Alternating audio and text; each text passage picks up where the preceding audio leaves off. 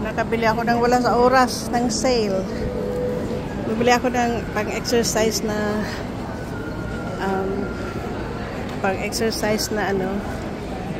pang-gym ba?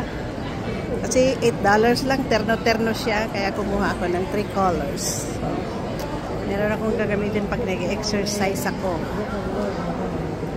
Ito, yan ang isang part lang ito. Kasi itong mall na to is napakalaki. Nawawala pa nga ako nung naghanap ako ng washroom. Dahil umikot-ikot ako.